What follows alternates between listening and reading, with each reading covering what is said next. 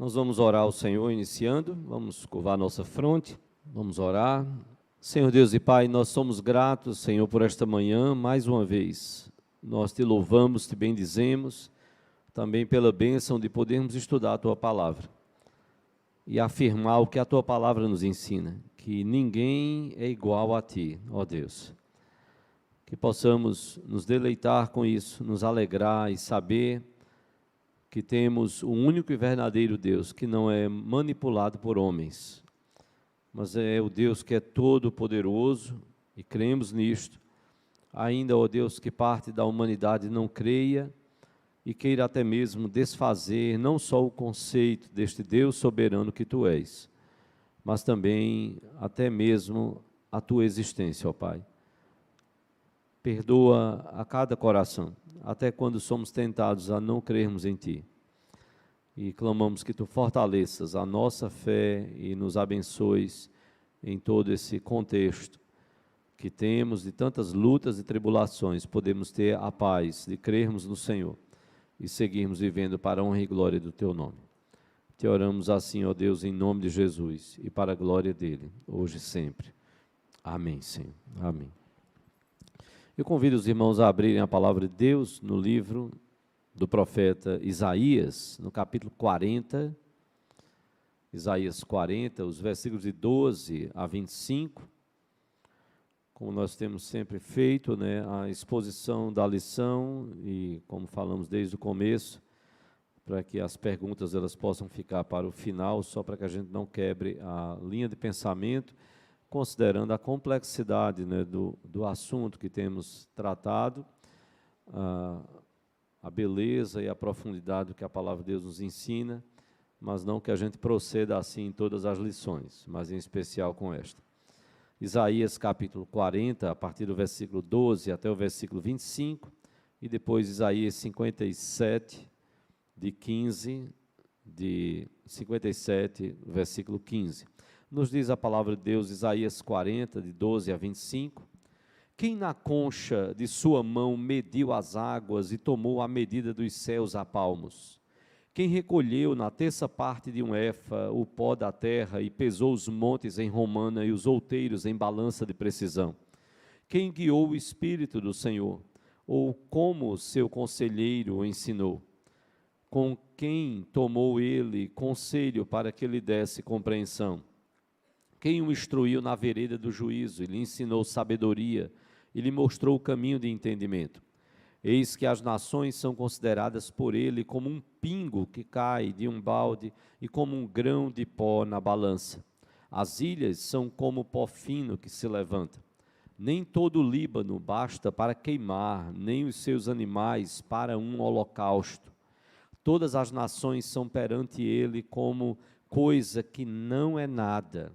Ele as considera menos do que nada, como um vácuo. Com quem comparareis a Deus? Ou que coisa semelhante confrontareis com Ele? Eu quero só lembrar que nós estamos pensando neste tema, ninguém é igual a Deus. Até aqui o que o profeta falou, mas veja como o profeta continua. O artífice funde a imagem e o ourives a cobre de ouro e cadeias de prata forja para ela. O sacerdote idólatra escolhe madeira que não se corrompe e busca um artífice perito para assentar uma imagem esculpida que não oscile. Acaso não sabeis? Porventura não ouvis? Não vos tem sido anunciado desde o princípio? Ou não atentastes para os fundamentos da terra? Ele é o que está assentado sobre a redondeza da terra, cujos moradores são como gafanhotos. É ele quem estende os céus como cortina e os desenrola como tenda para neles habitar. É ele quem reduz a nada os príncipes e torna em nulidade os juízes da terra. Mal foram plantados e semeados, mal se arraigou na terra, o seu tronco já se secam, quando um sopro passa por eles e uma tempestade os leva como palha. A quem, pois, me comparareis para que eu lhe seja igual, diz o santo. Agora no capítulo 57, 57, versículo 15, que é o texto, esses dois textos propostos como textos iniciais, mais básicos, para pensarmos na ideia do que a palavra de Deus nos ensina, que ninguém é igual a Deus. Isaías 57:15 diz: porque assim diz o alto, o sublime, que habita a eternidade, o qual tem o nome de santo. Habito no alto e santo lugar, mas habito também com o contrito e abatido de espírito, para vivificar o espírito dos abatidos e vivificar o coração dos contritos. E esse é um texto também importante nós vamos tratar hoje sobre a transcendência de Deus, que nada nem ninguém pode ser comparado ou é igual a Deus, mas também ao mesmo tempo nós vamos, não no próximo domingo, que a gente vai estar agradecendo a Deus pelas mamães, mas de hoje a 15 nós vamos estar retornando com a lição hoje sobre a transcendência de Deus e de hoje a 15, se Deus assim nos permitir, sobre a imanência de Deus.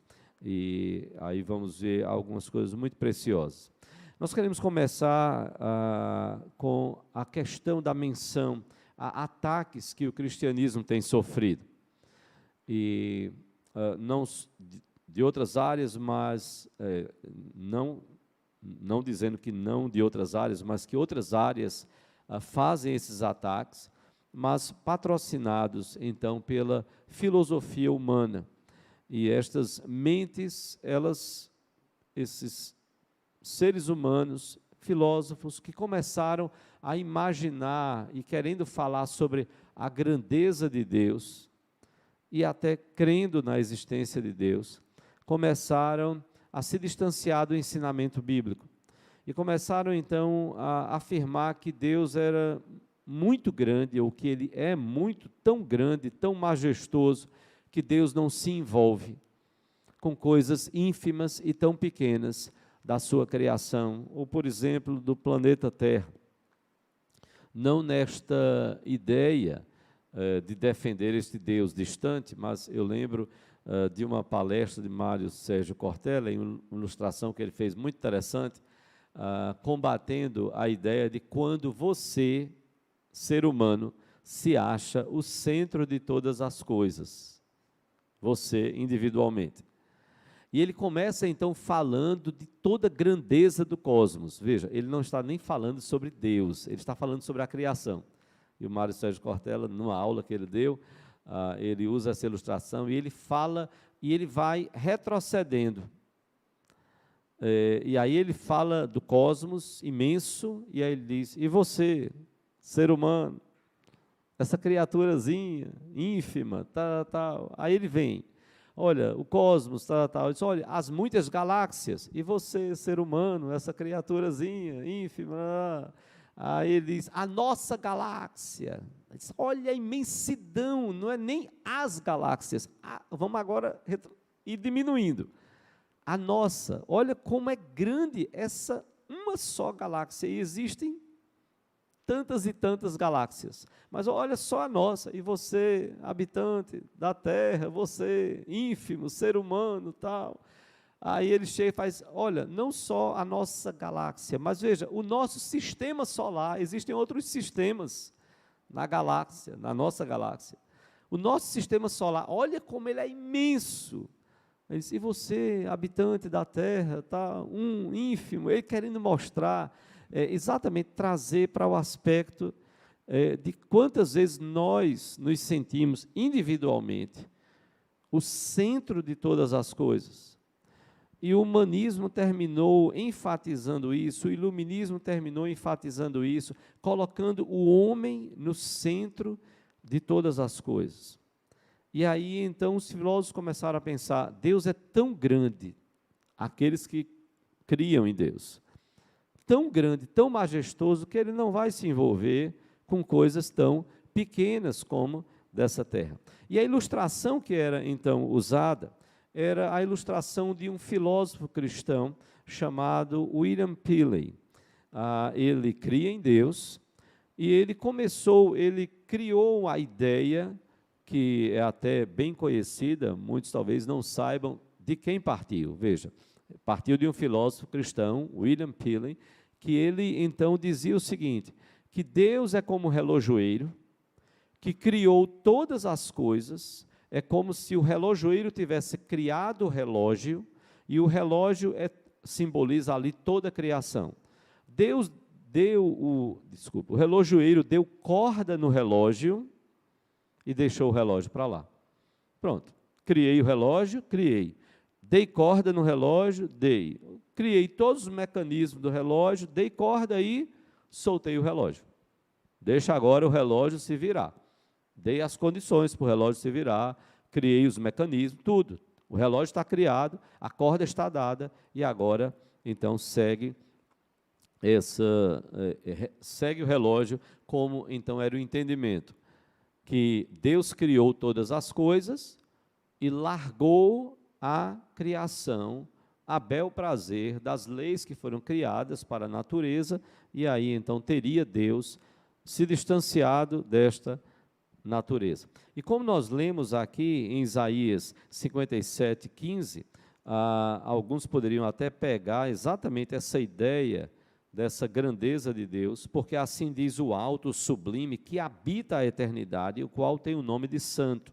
Habito no alto e santo lugar. Mas veja como a palavra também diz, mas habito também com o contrito e abatido de espírito, para vivificar o espírito dos abatidos e vivificar o coração dos contritos. Então, de fato, a palavra de Deus vai nos ensinar que Deus é majestoso e glorioso, sim, Ele habita a eternidade, o seu trono, a sua glória, sim, mas Ele não deixou a criação abandonada. E nisso nós discordamos, então, desses filósofos que entendem que Deus abandonou a sua criação. E, às vezes, alguns filósofos querendo, de certa forma, inicialmente até enaltecer muito a grandeza de Deus, a majestade de Deus, mas aí caem no erro e no extremo de dizer algo que a palavra de Deus não ensina, é que Deus abandonou a sua criação. Transcendência, e aí eu quero pensar com você, um primeiro ponto que a lição coloca, é que Deus é de fato incomparável. E veja, nós estamos lançando algumas bases para algumas coisas que nós vamos precisar tratar mais à frente. Por isso que a gente está, de repente, tratando, sim, mas o que isso tem a ver com predestinação e tal? Quando a gente chegar mais à frente de algumas lições, aí você vai lembrar, como alguns já estão lembrando, dizendo assim, espera aí, eu tenho liberdade? Não, primeiro, livre-arbítrio eu já perdi lá com Adão e Eva. Livre-arbítrio na ideia de que eu não sofro nenhuma influência e eu tomo a minha decisão sem nenhuma influência, não só perdi, como também os seres não foram criados para serem totalmente livres. Não. Deus criou todas as coisas e está tudo debaixo do controle daquele que é o soberano. Ah, mas eu ainda posso agir? Bom, existe a livre agência. Então, veja como algumas bases a gente vai lançando para que a gente, mais à frente, quando a gente tratar de algumas questões mais profundas, a gente tenha essas bases bem lançadas, esperamos, para que a gente compreenda algumas coisas mais profundas à frente. E aí é quando nós nos deparamos nesse aspecto de que Deus é incomparável. Deus é incomparável. E a transcendência, quando se usa essa expressão, se você olhar no dicionário da língua portuguesa, transcendência é a propriedade daquilo que transcende, ou seja, é algo que é muito elevado, é algo que é superior, é sublime, é excelso. Então, quando a gente fala de transcendência, a gente está falando, e quando se fala da transcendência de Deus, é pensar que Deus transcende, Ele é muito elevado, Ele é superior, Ele é sublime, Ele é excelso, e olhando para a sua própria criação, tudo que Ele criou, o ser humano e todas as outras coisas que foram criadas. A transcendência, nesse caso, ela descreve a Deus no sentido de que tal forma Ele é separado e independente da criação, que nada e nem ninguém pode ser comparado ou igualado a Ele. E eu sei que isso é um tanto pacífico, pelo menos para a grande parte, eu diria assim, dos cristãos. A gente sabe que ninguém se iguala, nem ninguém, nem nada se iguala a Deus. Eu vou pedir para alguém abrir a palavra de Deus lá em Deuteronômio 6,4, e a gente vai pedir isso, você fica de pé aí, o microfone chega até você. Deuteronômio 6,4, e vou pedir que outra pessoa abra em 1 Timóteo 6,16. Deuteronômio 6,4 e 1 Timóteo 6,16. Vamos ver o que é que nos diz. Deuteronômio 6,4.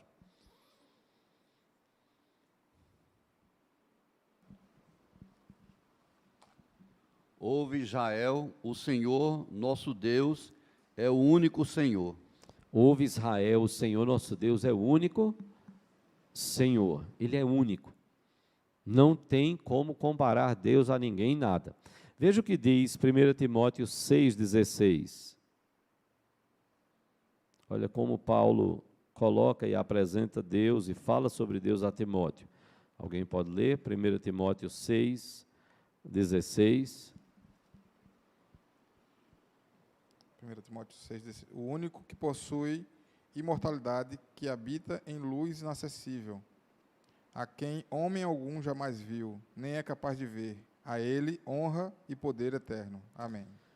Amém. Paulo diz que ele é o único que possui imortalidade. Ele habita em luz inacessível, que ninguém pode ter acesso a essa glória e luz de Deus, a quem homem algum jamais viu, nem é capaz de ver. A ele honra e poder eterno. Amém. É até interessante porque diz que Moisés tratava face a face com Deus, mas diz que Deus passava na fenda. Ou seja, que Moisés não via totalmente a glória de Deus. Deus tratava face a face, de viva voz, com Moisés, mas Moisés não via a glória total de Deus, não é como a palavra de Deus nos coloca. Então, isso, Timóteo e Deuteronômio, Moisés vai falar, então, ouve Israel, o Senhor nosso Deus é o único Senhor, Ele é único. E Paulo, então, vai dizer que não tem ninguém igual a Ele. Ele é o Deus que é o único que é imortal, habita em luz inacessível, a quem homem algum jamais viu, nem mesmo é capaz de ver. Tal é a glória de Deus. Este mesmo Deus que criou o espaço, as coisas materiais, e criou o tempo. E que Deus não pode ser limitado por nada e nem ninguém, e nem por aquilo que Ele criou, nem por sua criatura ou por suas criaturas, e nem pelo que Ele mesmo criou. E como diz a Bíblia, e é justamente essa ideia, ex nihilo, é que Deus criou do nada. Não existia algo, e aí a partir desse algo, e é isso que a palavra de Deus quer, quando ela usa essa expressão, que criou Deus, é justamente essa ideia no hebraico, é que Ele criou do nada. A revelação da Bíblia vai nos mostrar isso. Não existia algo para Deus, então, ir ali e criar algo que já existisse antes de Deus. Não, não. Ele criou tudo do nada, mostrando a sua grandeza e o poder. E Ele está entronizado acima de tudo, como nós lemos ali em Isaías 40, versículo 22. Mas Isaías nos traz também um texto precioso, lá em Isaías 46, 9 e 10. Eu vou pedir para alguém ler. Isaías 46, 9 e 10, que vai nos mostrar o quanto Deus é, neste caso, o quanto Deus é autossuficiente. E Ele não depende em nada da criação.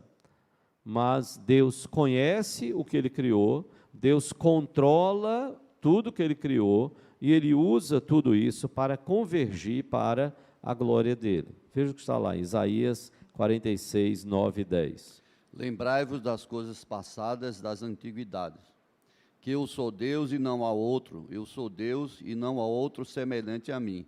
Eu sou Deus, veja só um minuto, eu sou Deus e não há outro semelhante a mim. Que desde o princípio anuncio o que há de acontecer, e desde a antiguidade as coisas que ainda não se sucederam, que digo: o meu conselho permanecerá de pé, farei toda a minha vontade. Veja como Isaías coloca, trazendo a palavra de Deus, que desde o princípio Deus anuncia o que há de acontecer, e desde a antiguidade, as coisas que ainda não sucederam, que digo: o meu conselho permanecerá de pé, farei toda a minha vontade. Ou seja, Deus criou todas as coisas, Ele é autossuficiente, Ele não depende de nada, e este é o Deus que cremos à luz da palavra de Deus, mas Deus não depende, mas Ele conhece e Ele controla toda a sua criação. É até interessante, eu já fiz uma menção aqui, um dos livros de Augusto Cury, e existem bons livros, e aí tem um livro quando ele fala da oração do Pai Nosso, e quando ensina, quando Jesus, e aí há um comentário que ele faz dizendo assim, que quando Jesus ensina que Deus coloca e ensina a oração do Pai Nosso, dizendo Pai Nosso, é porque Deus estava se sentindo só. Ele precisava que o homem se comunicasse com ele para orar e dizer Pai Nosso. Deus não estava se sentindo só.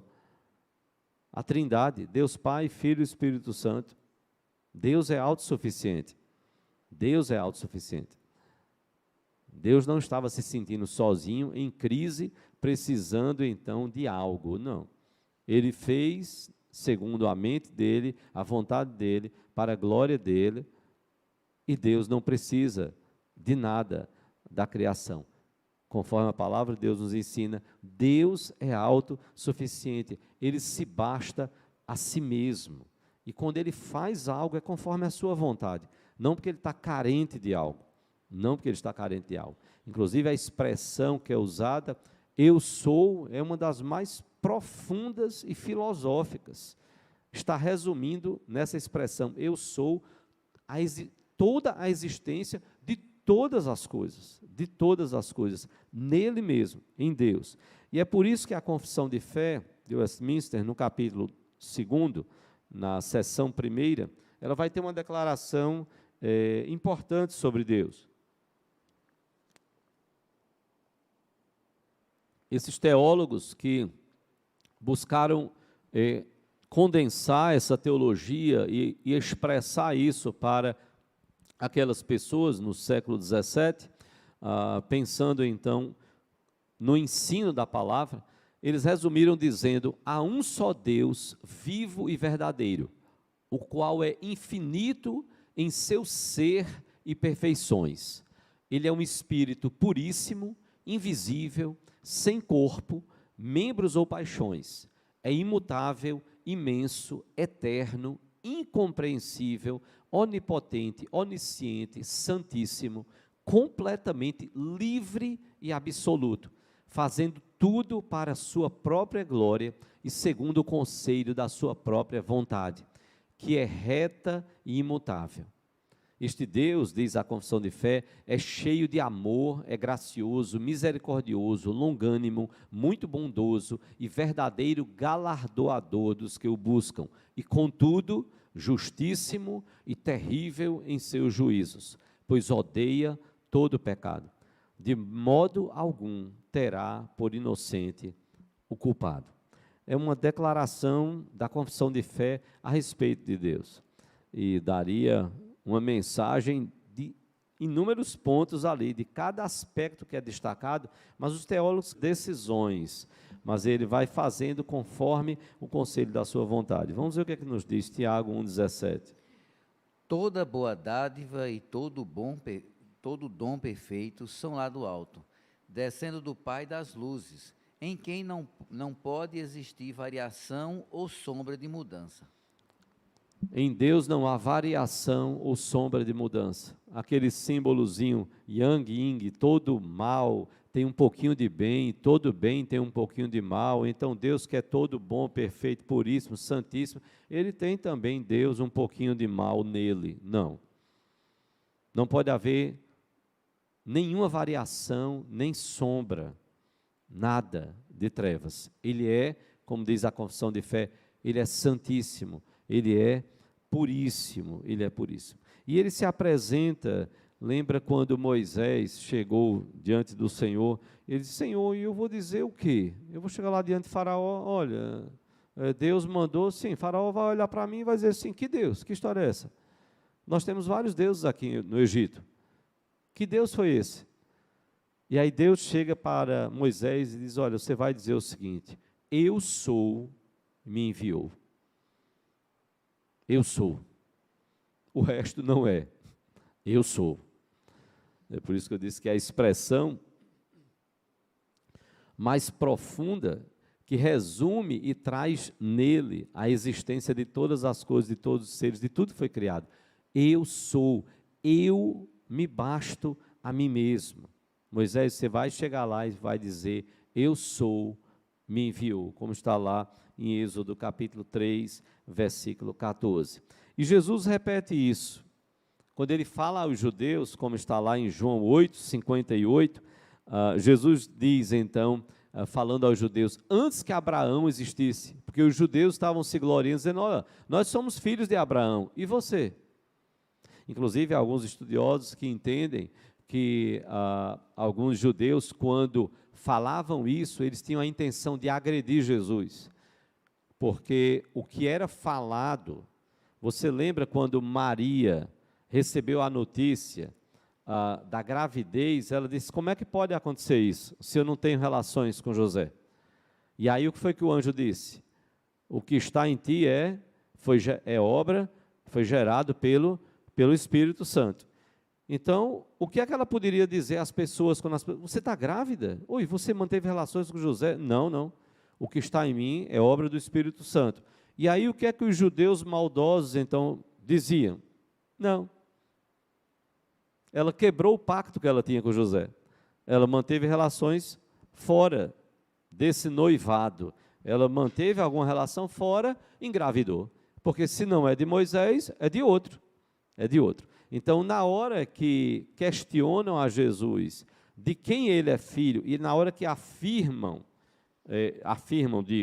de que eles eram filhos de Abraão, então ele está dizendo: olha, nós temos pai, o nosso pai é Abraão, e você? Qual é a sua relação filial? E aí Jesus então vai dizer: antes que Abraão existisse, eu sou. Jesus pega aquela expressão lá de Êxodo. Isso é chocante para os judeus. Antes que Abraão existisse, aí Jesus fala sobre ele: eu sou. Por isso que os judeus pegaram em pedras para apedrejá-lo, e Jesus então confronta para revelar o que está no coração deles. Jesus sabia o que estava no coração deles. Jesus chega e diz: por qual das obras me apedrejais? Porque apedrejamento, segundo a lei judaica, você tinha que ter algo cometido conforme a lei dizia, que resultasse na penalidade, no castigo de apedrejamento. Jesus questiona: eu estou sendo apedrejado por qual obra? O que foi que eu errei? Eu pequei em quê para ser apedrejado? E aí os judeus dizem: não é por obra, não é por obras que nós estamos aqui, como quem diz, para lhe apedrejar, mas é pelo que dizes, porque sendo tu homem, te fazes a ti mesmo Deus. Quando Jesus diz também: eu e o Pai somos um, eles entenderam, eles foram juntando tudo isso. Antes que Abraão existisse, eu sou. Jesus estava dizendo: eu sou Deus Emanuel, Deus convosco, eu estou presente, é Deus presente. E aí eles entenderam. Jesus está dizendo que Ele é Deus, que Ele é Deus. Então este Deus que é imutável, que se apresenta como eu sou, Jesus para e diz: eu sou este Deus que encarnou, eu sou o Filho que encarnou.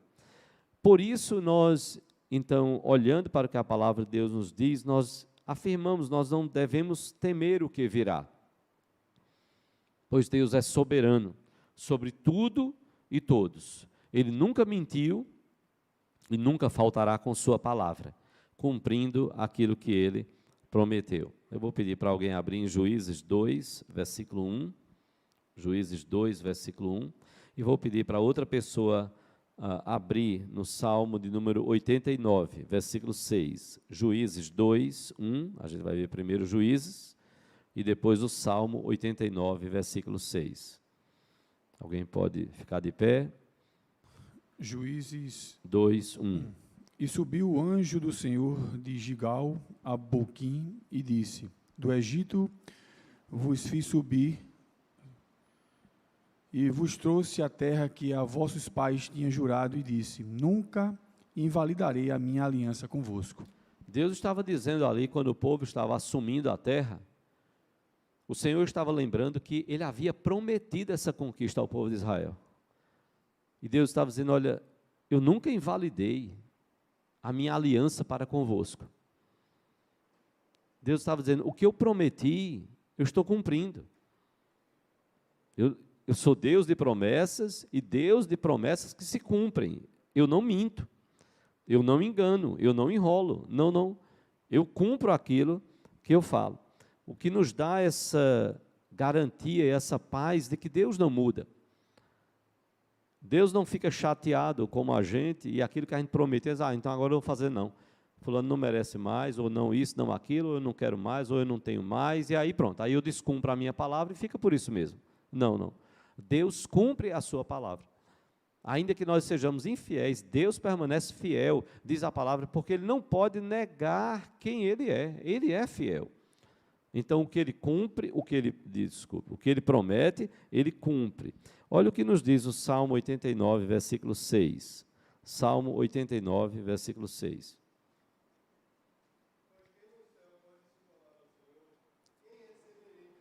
Eita, peraí, deixa eu chegar aqui o microfone, só um minuto, porque aí, como está sendo transmitido aí para as pessoas que estão na transmissão. Pois quem no céu se pode igualar ao Senhor? Quem é semelhante ao Senhor entre os filhos dos poderosos?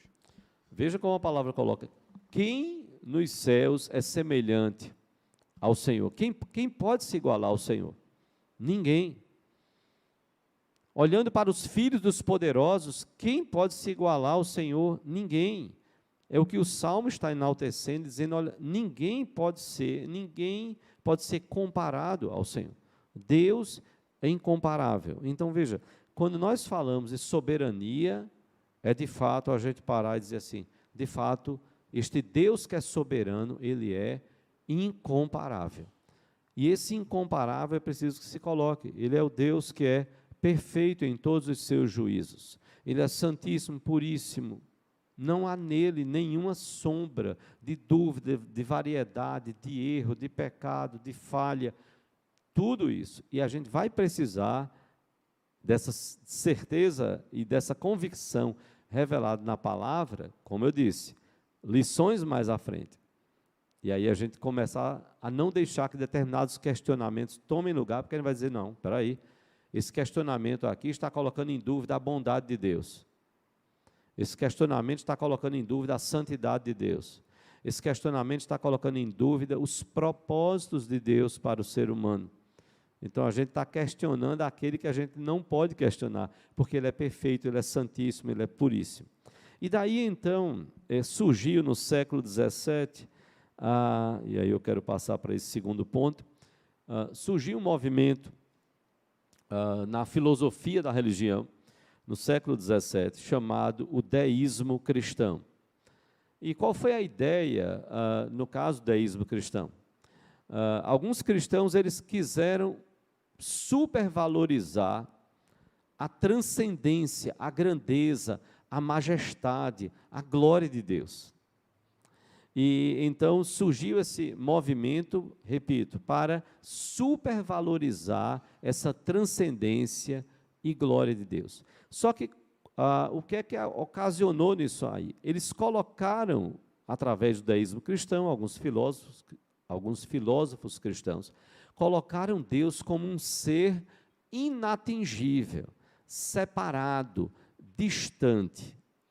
O deísmo cristão terminou gerando este Deus querendo, inicialmente querendo valorizar a grandeza de Deus, diante dos questionamentos que começavam a se levantar contra a pessoa de Deus, contra a Bíblia, a palavra de Deus, que, de certa forma, iam de encontro à igreja daquela época, a Igreja Católica Apostólica Romana, mas não só a Igreja Católica Apostólica Romana, a Igreja Protestante no século XVII, que já vinha da Reforma Protestante, no século XVI, né, 1517, com Lutero, e mesmo antes os pré-reformadores, Reforma Protestante, depois então vem os puritanos na Europa, principalmente na Inglaterra, no Reino Unido, e aí a filosofia começou a se levantar contra a igreja, contra a palavra de Deus e contra o próprio Deus, até chegar ao ponto de negá-lo. Mas os filósofos, então, cristãos, vendo esses ataques, começaram a dizer, não, espera aí, olha, cuidado, vocês estão mexendo com o Deus que é todo-poderoso. Só que, sim, mas e aí o que acontece aqui no mundo? Como é que a gente explica? Não, o problema, a questão é que esse Deus todo-poderoso, ele não se envolve com a nossa terra. A gente está assim porque nós somos assim, pecadores mesmo, e ele está lá.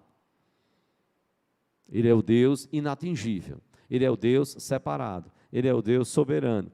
E aí o deísmo criou dois problemas em relação a essa supervalorização da transcendência, da majestade de Deus. O primeiro problema é que para o deísmo, o primeiro problema é que Deus não se importa e não se envolve com os homens. Este é o primeiro problema criado pelo deísmo. É a ideia de que Deus não se importa e nem se envolve com os homens, com os problemas da sua criação. E aí veio a ideia, bom, Deus está no seu trono, mas ele não reina. Ele não se envolve, e porque ele não se envolve, ele não está reinando. Ele não está cuidando da sua criação. Mas isso é justamente o contrário do que a palavra de Deus nos fala. Veja o que está aí no Salmo 103, versículo 19. Alguém pode ler, fica de pé, o microfone vai chegar aí para você. Salmo 103, versículo 19. O Senhor tem estabelecido o seu trono nos céus, e o seu reino domina sobre tudo. Veja como o salmista diz, que o Senhor tem estabelecido o seu trono nos céus. Se ele parasse aí, era um prato cheio para o deísmo. Ele ia dizer, está vendo aí o que a gente disse? Está vendo que Deus está lá e ele não se envolve com a gente? Mas o texto vai nos dizer, não só que ele tem estabelecido o seu trono no céu, o seu alto e sublime trono, mas a palavra de Deus vai nos dizer também que o seu reino domina sobre tudo. Então nós não podemos pensar como o deísmo que Deus não se envolve com a sua criação. Que por ele ser tão majestoso, tão glorioso, tão puro, tão santo, que ele não se envolve com a sua criação. Não, o Salmo vai dizer que ele reina sobre tudo, que ele continua reinando, porque o deísmo negou essa ideia de que Deus, sendo poderoso, todo-poderoso, sublime, majestoso, que ele se envolvesse. E aí, então, o deísmo negou que Deus reinasse sobre a terra, e daí porque, então, a terra estaria, a sua criação estaria como estava. Mas também o deísmo, nessa questão de dizer que Deus não se importa e não se envolve com os homens, o deísmo terminou afirmando, o deísmo concordava com a revelação natural de Deus, ou seja, que Deus se revela através da natureza de tudo que foi criado, mas porque Deus não se envolve com o ser humano, o deísmo negava a questão da revelação especial, ou seja, da palavra de Deus, da Bíblia. Então o deísmo dizia, não, a Bíblia é um livro humano. Os homens escreveram a Bíblia. Eles escreveram conforme o pensamento deles, conforme a ideia que eles faziam de Deus, do povo de Deus, da história do povo de Deus. Então o deísmo dizia, não, como é que Deus pode inspirar se ele não se envolve? Se ele fica lá no trono dele e ele não se envolve, então ele não inspirou a Bíblia. Se ele não inspirou a Bíblia foi então um livro escrito por vários homens, mas sem a interferência de Deus. No entendimento, sendo verdade, o que não é, conforme a palavra de Deus nos revela, que, sendo verdade, que Deus não se envolve com a sua criação.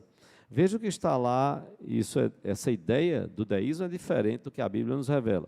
Veja o que está lá em 2 Timóteo 3,16. Outra pessoa pode ler? 2 Timóteo 3,16, o comecinho deste versículo.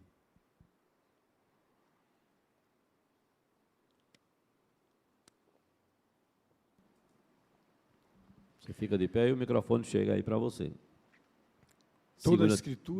Toda a escritura é inspirada por Deus e útil para o ensino, para a repreensão, para a correção, para a educação na justiça. Veja, Paulo vai ser bem claro e direto. Toda escritura é o quê? Inspirada por Deus. Nós já tivemos uma lição, foi uma das primeiras dessa grade curricular, que foi sobre a inspiração da Bíblia. Toda escritura é inspirada por Deus e ela é útil para a repreensão, para a correção, para a justiça, para o ensino. Toda escritura é inspirada por Deus. Então isso se contrapõe ao ensino do deísmo, que Deus não se envolve. Não, Deus se envolve. Tanto se envolve que ele não apenas se revelou pela criação natural, que o deísmo não negava. O deísmo dizia, não, a revelação natural está aí. Tudo que Deus criou revela, de fato, algo sobre ele. Mas aí, quando os teólogos diziam, sim, e a Bíblia é a revelação... Não, a Bíblia não. A Bíblia é um livro só humano. Porque Deus criou, se revelou através da revelação natural da natureza, mas Deus não se envolve. Como ele não se envolve com a sua criação, com as suas criaturas, ele não pode ter inspirado a Bíblia. Não só Paulo, mas veja o que Pedro diz, lá em 2 Pedro 1, versículos 20 e 21. 2 Pedro 1, versículos 20 e 21. O que é que nos diz lá a palavra? 2 Pedro 1, 20 e 21. Você fica de pé, o microfone chega para você. Sabendo primeiramente isto, que nenhuma profecia da Escritura provém de particular elucidação, porque nunca, jamais, qualquer profecia foi dada por vontade humana. Entretanto, homens falaram da parte de Deus, movidos pelo Espírito Santo. Então veja como Pedro coloca, que nenhuma profecia chegou a nós. Ela pode ser dada por particular elucidação, ou seja, partindo daquele ser humano, sozinho, dele mesmo. Não, nenhuma profecia, lógico, revelada por Deus, tudo, não pode chegar nenhuma profecia da Escritura, da palavra de Deus. Ela foi pessoal. Não foram os homens, e Pedro aqui é muito claro, ao dizer essa expressão, nenhuma profecia da Escritura provém, a sua origem, nenhuma profecia é proveniente, é originada de particular elucidação, de um entendimento, de uma luz pessoal, não. Aí Pedro, então, vai dizer, porque nunca, jamais, qualquer profecia foi dada por vontade humana, e ele está se referindo às profecias da palavra, da Bíblia. Entretanto, homens santos falaram da parte de Deus, movidos por quem? Movidos pelo Espírito Santo. Ora, de quem é esse Espírito Santo? É de Deus. Então, Deus se envolve. Então, o que o deísmo estava falando de que Deus não se envolve, esse primeiro problema que o deísmo criou, querendo supervalorizar a glória de Deus, criou então o problema de que Deus não se importa e nem se envolve. Não, ele se importa, tanto é que ele se revelou e fez mais coisas, ele se importa e ele se envolve. Ele usou homens santos, movidos pelo Espírito de Deus. Mas gerou também um outro problema, não só o problema de que Deus não se importa e nem se envolve com os homens, mas gerou um segundo problema, de que o deísmo chegou a negar que o homem pudesse se chegar a Deus. Então, veja que duplo e seríssimo problema o deísmo criou. Vou repetir. querendo enaltecer e supervalorizar a glória de Deus, mostrar o quanto Deus era glorioso, majestoso, tudo, o deísmo, então, gerou um duplo problema. Este Deus não se importa e não se envolve com a sua criação. E o segundo problema é que essa criação e essas criaturas não podem se chegar a Deus. Ou seja, está tudo interrompido. Nem Deus se envolve e nem a gente consegue chegar a Deus, não é? Conforme o deísmo, então, pregava, que o homem, ele não poderia jamais e não pode jamais chegar a Deus. Deus não se envolve e o homem não consegue chegar a Deus. E aí o deísmo, então, colocava que esse conhecimento pessoal e verdadeiro de Deus, ele não seria possível ao homem. E que restaria, então, ao homem se conformar à sua vida terrena. Era a ideia do deísmo. E então começaram a surgir grupos aí, como você tem o existencialismo, né? A ideia, olha, o homem é uma bolha vazia flutuando no mar do nada. Que crise! Que crise existencial o homem sem Deus, a que crise existencial o homem sem Deus chegou? Então, esta era uma das afirmativas. O homem é uma bolha vazia flutuando no mar do nada, né? Como esse homem, como esse ser humano estava perdido. Então, o deísmo passou então a defender de que esse homem não teria como, Deus não se envolve, e esse homem não tem como ter acesso ao conhecimento verdadeiro, pessoal de Deus. Mas não é isso que a palavra de Deus fala. Vamos novamente, vamos olhar lá em 1 Coríntios 15, 19. Quem pode ler para a gente? 1 Coríntios 15, 19. Alguém abre, chega aí para você.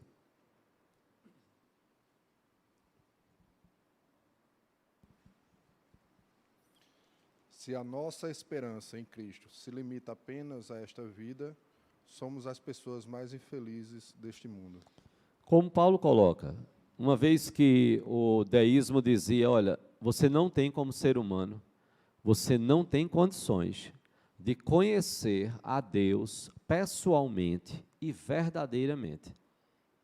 Paulo chega e diz, e aí, então, qual era o resultado disso? Bom, que o homem se conforme, a sua fé vai valer só para essa vida. Vai fazer de você uma pessoa melhor, vai fazer você se relacionar bem com outras pessoas, agora para por aqui. Paulo chega e diz, olha, se a nossa esperança em Cristo se limita apenas a esta vida, nós somos os mais infelizes de todos os homens. Nós cremos em mentiras, nós pregamos mentiras, nós estamos tendo uma esperança falsa, nós somos os mais infelizes de todos os homens. Se a nossa esperança em Cristo está limitada só a esta vida. Então, Paulo vai confrontar essa ideia de que nós temos que nos conformar a esta vida, porque a gente não tem condições de ter o conhecimento pessoal e verdadeiro de Deus. Mas não é isso que a palavra de Deus nos ensina. Nós podemos e devemos sim buscar o conhecimento que Deus, então, nos concede. O deísmo também fez uma outra péssima contribuição nesse aspecto de que o homem não pode se chegar a Deus. É que o deísmo negou, já que o homem não pode se chegar a Deus, o deísmo negou a necessidade da obra e da pessoa de Cristo, como Deus encarnado. Lembra da ideia? Deus não se envolve com a sua criação. Se ele não se envolve, o que Jesus fez aqui, ele viveu como um homem. Não havia a visão para o deísmo de Jesus como Deus encarnado, porque ele não se envolve. Na concepção do deísmo, Deus não se envolve com a sua criação. Então, quem foi Jesus nesse aspecto? Jesus foi um ser humano extraordinário, fantástico, ponto. Jesus é Deus? Não, Jesus não é Deus, porque Deus não se envolve. Jesus é o Filho de Deus encarnado? Veja, tudo isso eu estou dizendo para o deísmo. Não, Jesus não é Deus encarnado, porque Deus não se envolve com a sua criação, para o deísmo. Mas não é isso que a palavra de Deus nos fala. Hebreus capítulo 1, de 1 a 4, vai nos falar sobre a grandeza deste Deus, da pessoa de Cristo como sendo Deus. Hebreus capítulo 1, dos versículos de 1 a 4, o escritor aos Hebreus vai dizer: havendo Deus outrora falado muitas vezes e de muitas maneiras aos pais pelos profetas, nestes últimos dias nos falou pelo Filho, ou seja, através do Filho, Jesus, a quem constituiu herdeiro de todas as coisas, pelo qual também fez o universo. Olha como o escritor aos Hebreus vai então detalhar a pessoa de Jesus. Jesus é o Filho de Deus, ele foi constituído herdeiro de todas as coisas. Deus, através dele, Jesus, fez o universo. E aí o escritor aos Hebreus vai dizer, ele, Jesus, que é o resplendor da glória e a expressão exata do seu ser, de Deus, sustentando todas as coisas pela palavra do seu poder, depois de ter feito a purificação dos pecados, assentou-se à direita da majestade nas alturas, tendo se tornado tão superior aos anjos, quanto herdou mais excelente nome do que eles. O que a palavra vai falar é enaltecer a pessoa de Cristo e dizer, olha, ninguém é igual a Cristo, e Ele é Deus. Ele é a expressão exata do seu ser, por isso Jesus disse, Filipe, quem me vê a mim, vê ao Pai. É Deus encarnado, é isso que Jesus então nos traz. Mas veja como a palavra nos fala lá em 1 Timóteo 2,5. Vou pedir para alguém abrir em 1 Timóteo 2,5. Você fica em pé e o microfone chega a você.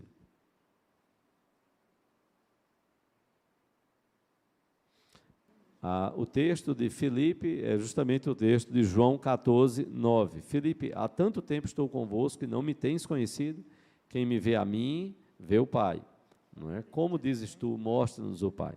E vamos ver o que é que diz 1 Timóteo 2,5. Portanto, há um só Deus e um só mediador entre Deus e os homens, Cristo Jesus, homem. Isso é muito importante, aí, o que a palavra está dizendo. Há um só mediador entre Deus e os homens. Há um só mediador. Primeiro porque isso quebra a ideia errada do deísmo, que Deus não se relaciona. Deus se relaciona.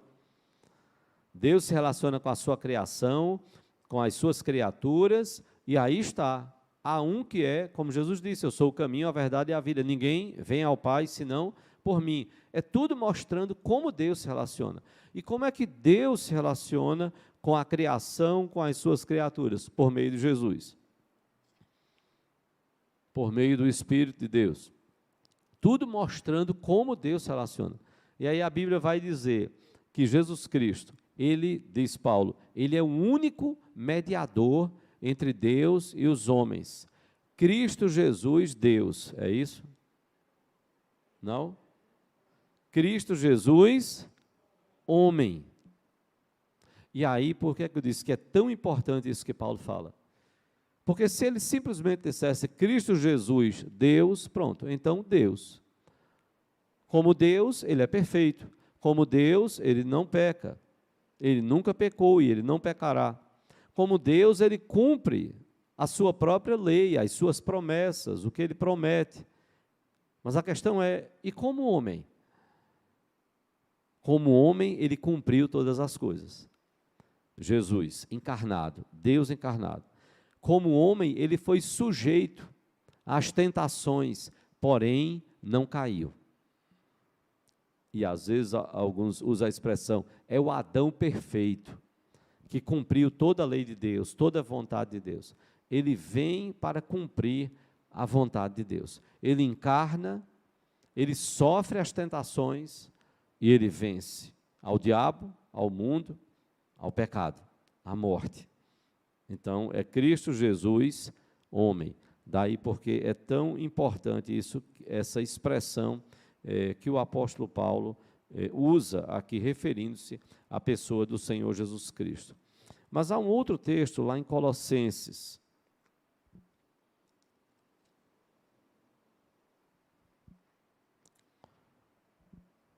Colossenses capítulo 2. que até onde eu lembro aqui, o que eu marquei não foi citado na lição, mas eu gostaria de trazer esse texto pela preciosidade do que Paulo fala a respeito da divindade de Cristo, de que Jesus é Deus. Colossenses 2, a partir do versículo 8, Colossenses 2, a partir do versículo 8, o apóstolo Paulo vai dizer: cuidado que ninguém vos venha a enredar com sua filosofia e vãs sutilezas, conforme a tradição dos homens, conforme os rudimentos do mundo, e não segundo Cristo. Porquanto nele, em Cristo, habita, veja só, nele, em Cristo, habita corporalmente toda a plenitude da divindade. Em Cristo habita corporalmente toda a plenitude da divindade. O que nos traz o mistério da dupla natureza de Cristo, que os teólogos também tanto discutiram na história. Cristo é totalmente Deus e ele é totalmente homem. Mistério? Sim, porque a gente não tem, o que a palavra fala é que nele habita corporalmente toda a plenitude da divindade. Cristo, veja, ele não negou uma das naturezas, ele não abriu mão. Como é que isso se concilia? Só conhecendo a mente de Deus, mas é o que está revelado. Deus, ele foi, Cristo, Jesus, o Filho, encarnou, e ele foi o tempo todo totalmente Deus e totalmente homem. Ele não foi meio homem, meio Deus, não. Totalmente Deus, ele não abriu mão da sua divindade. Ou seja, Jesus não encarnou dizendo assim: eu vou encarnar e agora eu deixo de ser Deus. Não, a Bíblia não ensina isso.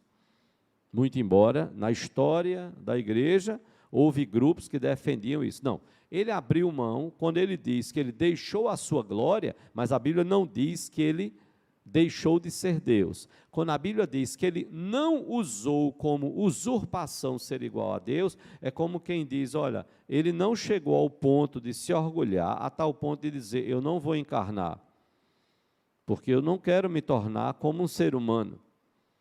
Jesus sentiu fome, Jesus sentiu cansaço, ou seja, ele sentiu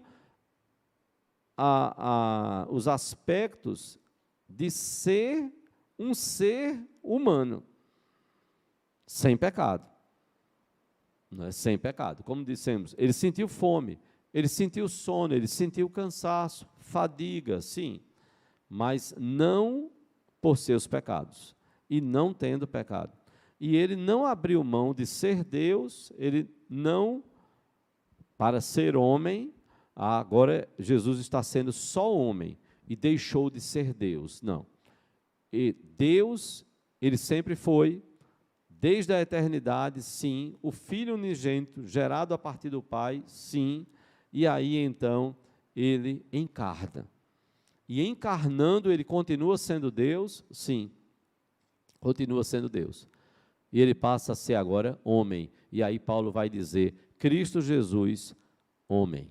Assim como nós somos humanos, Cristo encarnou e assumiu a sua condição como homem. Então, isso é extremamente importante, porque a proposta, e é uma última declaração ainda sobre o deísmo, é que a proposta do deísmo final é que o homem termine vivendo como se Deus não existisse.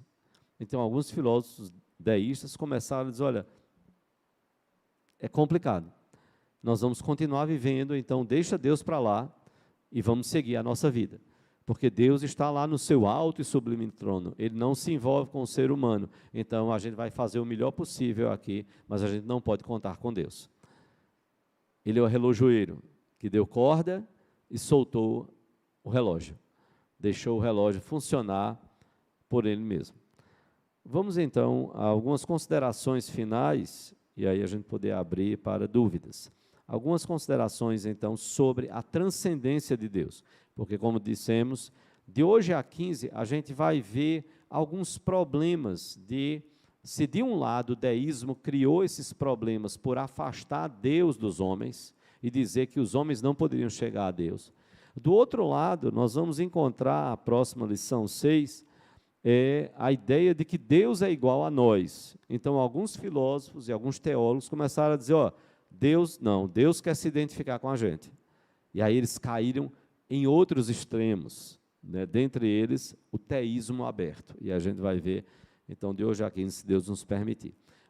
E aí, tratando sobre a imanência de Deus, que Deus está presente em todas as coisas, e aí, quais foram os extremos, os problemas gerados dessa ideia, desse Deus que se relaciona totalmente com a sua criação e criatura.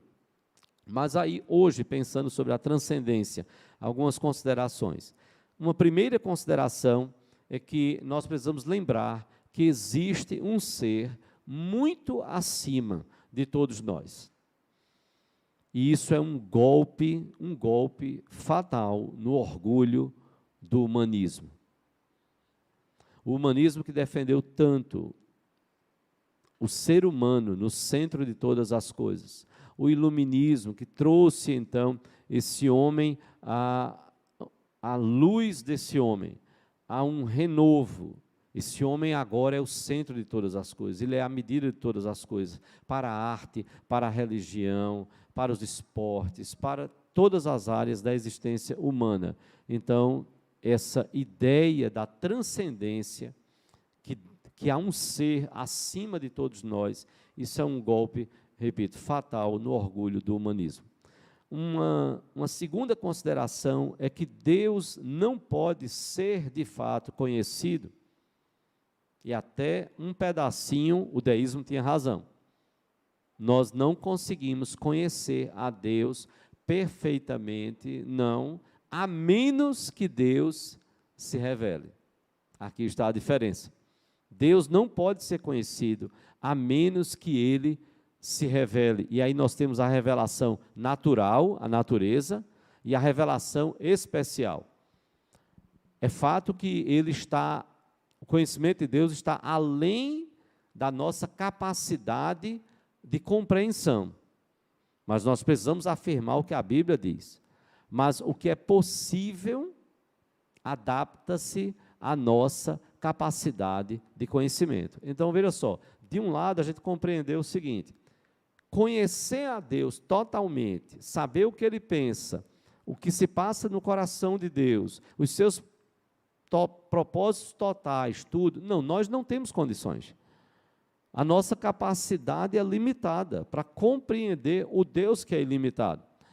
Agora, o que Ele nos revela, o que Ele nos dá a conhecer, isso Ele está nos dando a conhecer. Aí nós podemos conhecer. E é o que Paulo fala lá em Romanos, no capítulo 1, o que de Deus se pode conhecer. Paulo fala isso, que todo ser humano é indesculpável, porque Deus se revela através da natureza. Então, o que de Deus é possível conhecer, sim, os seus eternos atributos, Paulo vai dizer, olha, está disponível.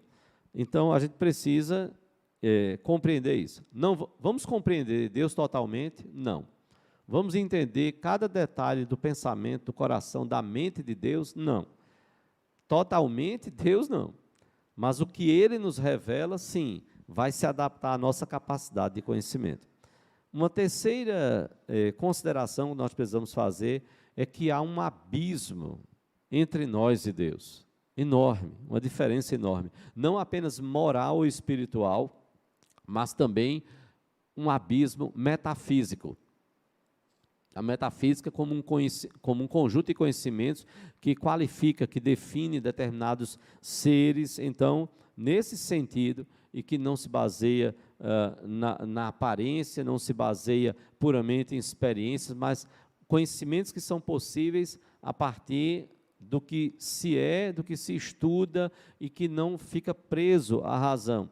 E aí, então, do ponto de vista metafísico, nós nunca seremos iguais a Deus.